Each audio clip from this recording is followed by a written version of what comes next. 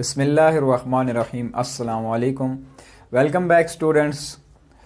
Last time हमने second year biology का first chapter start किया था। बेसिकली चैप्टर 14 ही है, रेस्पिरेशन। उसमें हमने एक्सटर्नल और इंटरनल रेस्पिरेशन को डिस्कस किया था, दोनों में डिफरेंस था, और उसके साथ ही प्रॉपर्टीज़ ऑफ रेस्पिरेटरी सरफेसेस को भी जो है ना हम स्टडी किया था। उसके बाद हमारे पास जो है रेस्पिरेटरी सिस्टम ऑफ ह्यूमन है। आज हम उसको स्टडी करेंगे, उसका स्टार्ट लेंगे। बेसिकली ये एक पूरा सिस्टम है ह्यूमन बॉडी के अंदर प्रेजेंट होता है, जिसके ज़रिए से जो है हम सांस लेते हैं। तो इस पूरे सिस्टम में बहुत सारे ऑर्गन्स यानी सेवरल ऑर्गन्स जो है ना वो इंक्लूड होते हैं इसमें, इस सिस्टम को यानी सिस्टम में इसके फंक्शन को परफॉर्म करने के लिए। सो इसका जो हम स्टार्ट ले रहे हैं आज, थोड़ा सा एक इसमें स्टडी करेंगे। ह्यूमन रेस्पिरेटरी सिस्टम में इसके दो ट्रैक्ट होते हैं, अपर एंड लोअर ट्रैक्ट। आज हम सिर्फ जो है वो अपर ट्रैक्ट को स्टडी करेंगे। इसके अंदर दो ऑर्गन्स जो हैं वो इन्वॉल्व होते हैं। तो देखते हैं कि पहले के जो रेस्पिरेटरी सिस्टम है वो क्या चीज़ है। Body system responsible for exchange of gases between body fluids and outer environment. Basically एक ऐसा सिस्टम प्रेजेंट है ह्यूमन बॉडी के अंदर जो कि इस चीज़ के लिए रिस्पॉन्सिबल है, जो गैशियस एक्सचेंज परफॉर्म करे between body fluids and environment. Mean के बॉडी इंटरनल जो है एनवायरनमेंट और एक्सटर्नल एनवायरनमेंट, यानी इनहेलेशन और एक्सहेलेशन का प्रोसेस जिसमें होता है, यानी आउटर एनवायरनमेंट और internal body fluid. Internal body fluid की बात करें तो वो ब्लड है हमारे पास, जो कि ऑक्सीजन को कैरी करके ले जाता है। तो इन दोनों के दरमियान में जो है वो गैशियस एक्सचेंज परफॉर्म करता है। अब इसके दो ट्रैक्ट होते हैं, अपर एंड लोअर ट्रैक्ट। तो आज हम अपर ट्रैक्ट को देखते हैं। अपर ट्रैक्ट में देखते हैं कि कौन कौन से ऑर्गन इन्वॉल्व होते हैं।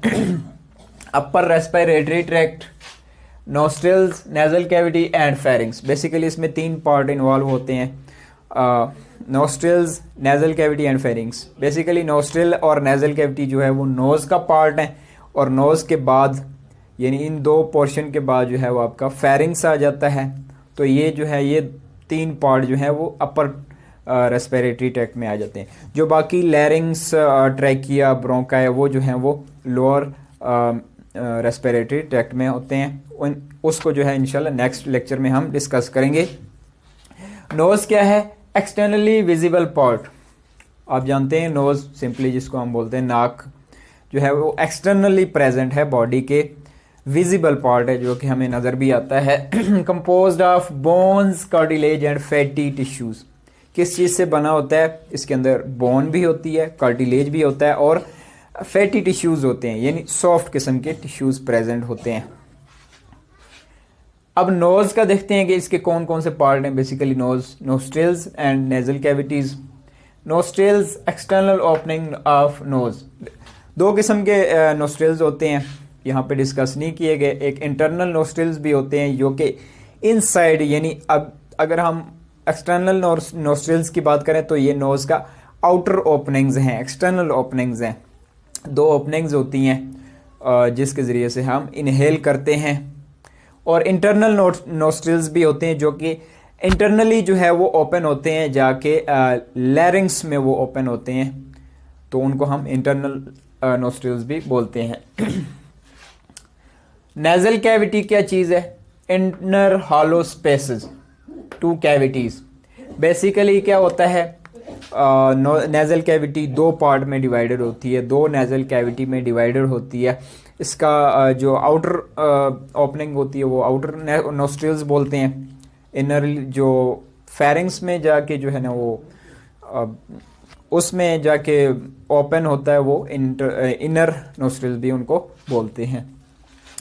अब इन दोनों को देखें तो lined by ciliated mucus membrane.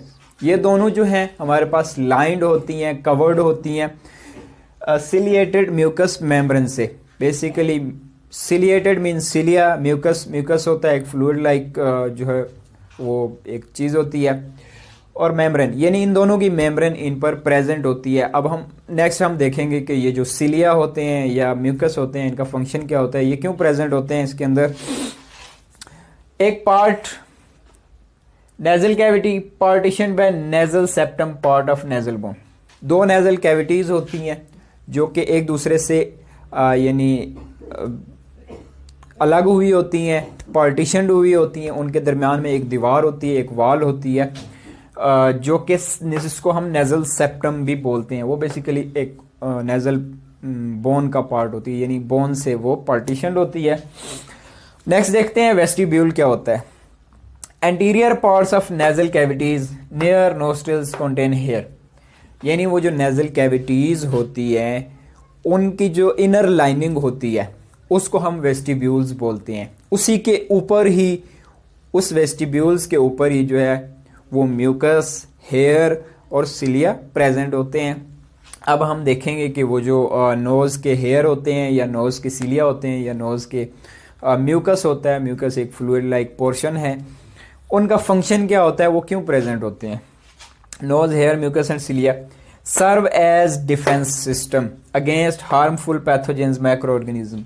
आपने देखा होगा, आपको नज़र भी आता होगा, ये नोज़ के अंदर स्मॉल हेयर प्रेजेंट होते हैं, या जो आपकी नेज़ल फ्लूइड भी जिसको बोलते हैं हम, मतलब गंदा फ्लूइड होता है, ये इसका कोई ना कोई फंक्शन होता है। और वो फंक्शन क्या होता है, वो जो है harmful pathogens micro organisms like bacteria जो है उनको प्रोटेक्ट करते हैं बॉडी में इंटर होने से, यानी उनको रोकते हैं। एक किस्म का ये बाय एयर जो है वो बॉडी को डिफेंस सिस्टम प्रोवाइड कर रहे हैं। Filter air and trap foreign particles, dust particle जैसे हो गए, उनका काम क्या होता है, एक किस्म का फिल्ट्रेशन का काम करते हैं, फिल्टर के तौर पर काम करते हैं। जो हम एक गैस यानी ऑक्सीजन इनहेल कर रहे होते हैं, अब ज़ाहिर है वो प्योर तो नहीं होती, उसके अंदर कोई ना कोई डस्ट पार्टिकल्स भी हो सकते हैं, कोई ना कोई बैक्टीरिया भी हो सकते हैं, कोई और फॉरेन पार्टिकल्स भी हो सकते हैं। तो उनको वो ट्रैप कर लेते हैं, उनको जकड़ लेते हैं, उनको इनर यानी बॉडी के अंदर इंटर नहीं होने देते। वो जो हेयर होते हैं या जो म्यूकस होता है या सिलिया भी एक हेयर लाइक स्ट्रक्चर्स होते हैं, स्मॉल हेयर लाइक स्ट्रक्चर, इसको आप बैक्टीरिया में स्टडी करते हैं जैसे वो उसके अंदर प्रेजेंट होते हैं। सो उसी की तरह ये सिलिया होते हैं, स्मॉल हेयर लाइक स्ट्रक्चर्स। अब वो जो म्यूकस होता है या ये तीनों चीज़ें होती हैं, मॉइस्ट द एयर, यानी एयर जो हम इनहेल करते हैं उसको मॉइस्ट भी करते हैं, यानी वो ड्राई फॉर्म में उसको नहीं रहने देते बल्कि उसको मॉइस्ट करते हैं। उसके बाद क्या होता है, blood capillaries warm the air about 30 centigrade. अब वो जो मेम्ब्रेन होती है म्यूकस की या सिलिया की, उसके नीचे उसका अंडरनेथ जो है वो ब्लड कैपिलरीज प्रेजेंट होती हैं जहाँ पे ब्लड सर्कुलेट कर रहा होता है। अब उस ब्लड का क्या काम होता है, या जो ब्लड कैपिलरीज प्रेजेंट होती हैं वो क्या करती हैं, उस एयर को वार्म करती हैं अबाउट 30 सेंटीग्रेड। यानी अब ज़ाहिर एयर में इनका जो टेम्परेचर होता है उसमें डिफरेंस भी हो सकता है, यानी वो थोड़ा सा उसका टेम्परेचर ठंडा भी हो सकता है, कम हो सकता है, तो उसको वार्म करती हैं ताकि हमारी बॉडी के मुताबिक जो है उसका टेम्परेचर हो जाए, यानी ज़्यादा उसमें फील ना हो हमें कि उसका टेम्परेचर कम है। तो बेसिकली इनका फंक्शन क्या होता है, जो डस्ट पार्टिकल्स होते हैं या कोई और फॉरेन पार्टिकल्स होते हैं या जो कोई बैक्टीरिया भी हो सकते हैं, उनको ट्रैप कर लेते हैं, उनको बॉडी के अंदर इंटर नहीं होने देते, जो है एक किस्म का डिफेंस सिस्टम के तौर पर काम करते हैं। इसके बाद हमारे पास फेरिंग्स है। पहला पार्ट जो है वो हमने नोज डिस्कस किया। नोज के पार्ट्स होते हैं नोस्ट्रिल्स, नेजल कैविटीज, वेस्टिब्यूल, और इसी के अंदर प्रेजेंट होते हैं hair, cilia and mucus. Next इसके बाद फेरिंग्स है। फेरिंग्स देखते हैं क्या चीज़ है, क्योंकि नोज के बाद ही फेरिंग्स आता है। एक कंप्लीट एक यानी कॉन्टीन्यूअस एक सिस्टम है जिसके अंदर ऑर्गन्स प्रेजेंट होते हैं, कॉन्टीन्यूसली प्रेजेंट होते हैं। Cone shaped passageway from nasal cavity to oesophagus. अब ये एसोफेगस क्या है, बेसिकली आपने स्टडी किया होगा, एसोफेगस डाइजेस्टिव सिस्टम का पार्ट है। क्योंकि अब ये यहाँ पे डाइजेस्टिव सिस्टम का क्या काम है, कौन शेप पैसेजवे है। डाइजेस्टिव सिस्टम में इसका क्या काम है, क्योंकि ये फेरिंग्स जो एक पार्ट है जो कि डाइजेस्टिव और रेस्पिरेटरी सिस्टम दोनों के लिए काम करता है, यानी दोनों के लिए एक ही काम करता है।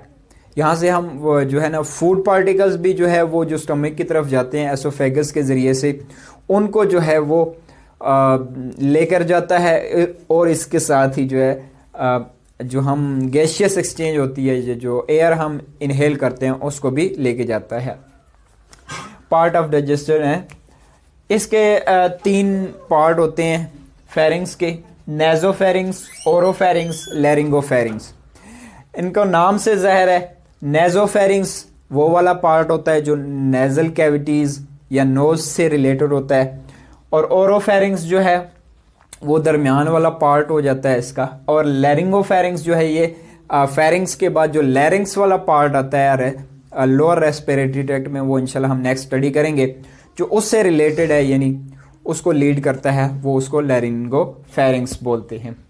तो ये 2 पार्ट थे। इस स्ट्रक्चर से हम देखें तो आपको क्लियरली नज़र आएगा। नेज़ल कैविटी के साथ ही ओरल कैविटी होती है। अब यहाँ पे देखें ये फेरिंग्स है। अब ये पार्ट जो है ये डाइजेस्टिव सिस्टम भी, बिकॉज यहाँ पे ये जो है ओरल कैविटी जहाँ से हम फूड पार्टिकल्स जो है ना स्टमक की तरफ लेके जाते हैं, तो ये दोनों के लिए सेम फंक्शन परफॉर्म करता है। ठीक हो गया। और आपने एक एपिग्लोटिस स्टडी किया होगा, पढ़ा होगा, नाम सुना होगा उसका। एपिग्लोटिस एक फ्लैप लाइक स्ट्रक्चर होती है जो कि क्या करती है, यानी एक बैरियर के तौर पर काम करती है, जो फूड पार्टिकल्स को रेस्पिरेटरी ट्रैक्ट में इंटर नहीं होने देती। तो ये सेम जो है दोनों के लिए फंक्शन परफॉर्म करती है, लेकिन एपिग्लोटिस जो है वो फूड पार्टिकल्स को रेस्पिरेटरी ट्रैक्ट में इंटर नहीं होने देता। सो ये इसका अपर रेस्पिरेटरी ट्रैक्ट था। इंशाल्लाह नेक्स्ट वीडियो में जो है हम वो लोअर रेस्पिरेटरी ट्रैक्ट को स्टडी करेंगे। तो आज के लिए इतना ही। अल्लाह हाफिज़।